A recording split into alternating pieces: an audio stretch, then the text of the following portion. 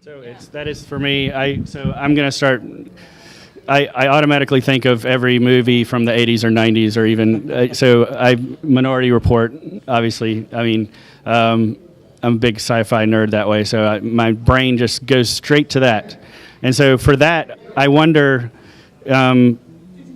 how will the use of glass, either encourage that or maybe like going off what you were saying about privacy. Does the U.S. need like the stronger regulations like Europe has to sort of manage the use of these new technologies, right? You want to give it a shot? Yeah, I don't know. I don't talk about regulatory stuff too much. It's a little outside of my typical purview. No, but Glass is an interesting topic because I know that you're a big fan of Google Glass. I have not regularly used it myself. I don't have an account. But it does, I have to say it's interesting. I consider myself a technologist. I consider myself a fan of technology, of emerging technology.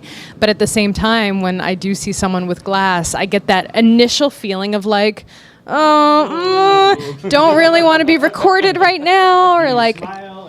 I kind of like, I always smile because I'm a nice person, you guys. But I always do have that little moment of like trepidation of like, am I being recorded? I know I should be looking for the red light. Like, you just don't really know. It's something that we haven't as a people kind of figured out how to respond to yet. And I feel sad that it's getting so much negative criticism and so much like outspoken criticism by people who feel that their privacy is being invaded, when I know there's tons of people who are, very good about explaining how glass works and when it's working and how you'd be able to initialize some kind of recording or photo taking. So, it's kind of on that weird precipice right now where it needs a little more outreach to people who don't understand the technology. But I don't feel that, I feel once it gets in like cooler frames, for example, and once we're, embedding it and everyone's using it, once it gets to a point where it's affordable enough that anyone can use it, and we found all these really interesting applications that we don't even know exist yet,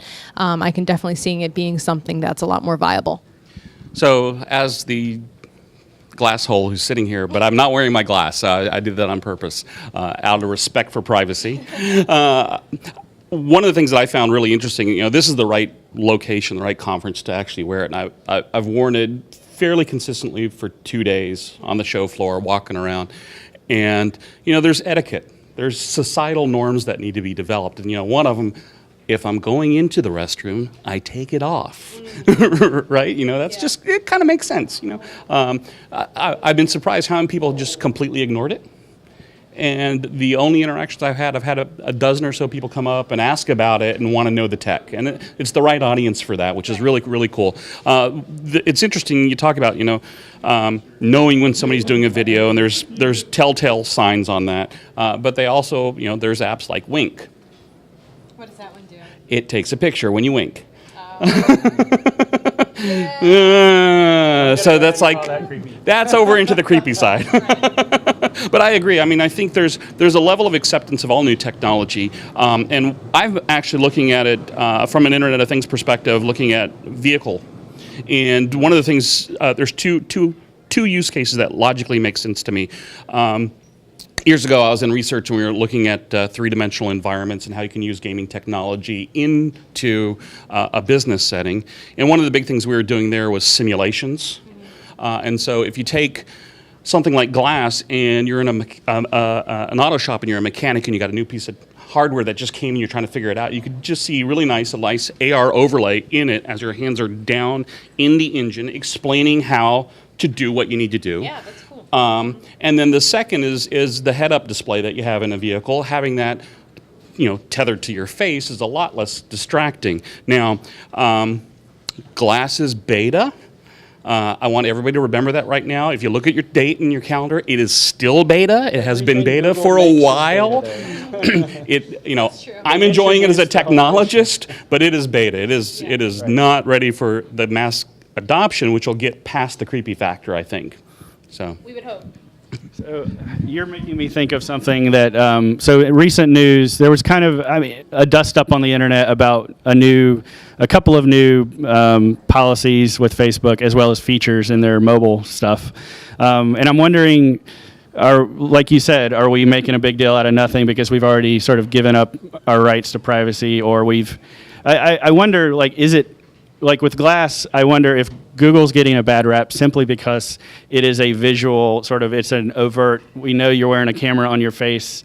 Is it that's so, distracting or offensive to somebody, versus we've already sort of, our phone is like an extension of our arm now, and it tracks you much more. But in terms of Internet of Things, the mobile phone is the biggest data collecting device, in our personal lives, and it continues to get, more and more data points from all these apps. So those apps that you've given that permission to sort of, without reading, nobody reads the terms of service. So you sort of, Facebook just keeps taking a little bit more. That's one example.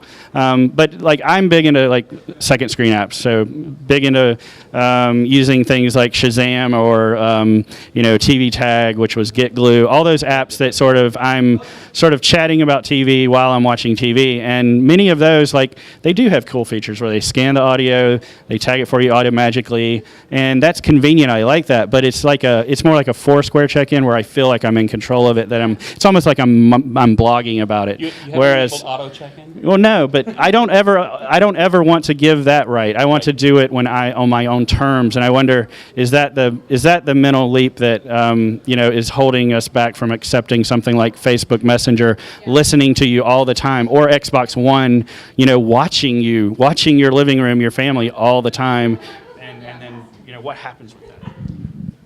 Well, we're certainly starting to kind of get into that sphere of things, because like you mentioned, there's apps that are listening all the time. There's, hardware that's watching us all the time, like Xbox One. Well, it's not really, but we feel like it could be, and that's like enough. One guy in a room somewhere watching He's like, everything. what is she doing now? Oh, I like those pajamas. We're not quite there, but then there's a lot of apps that will be making more and more use of things like geofencing, where you walk into an area and your phone recognizes your location and asks if you want to check into this coffee shop that you visit all the time.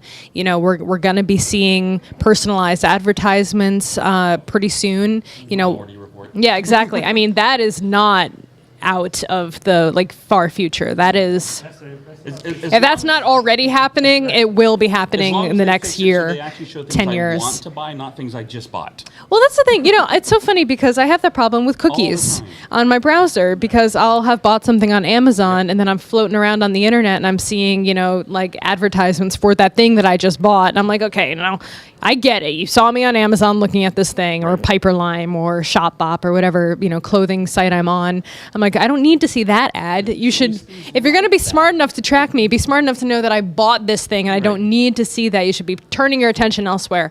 But yeah, stuff like that it's on top of us already.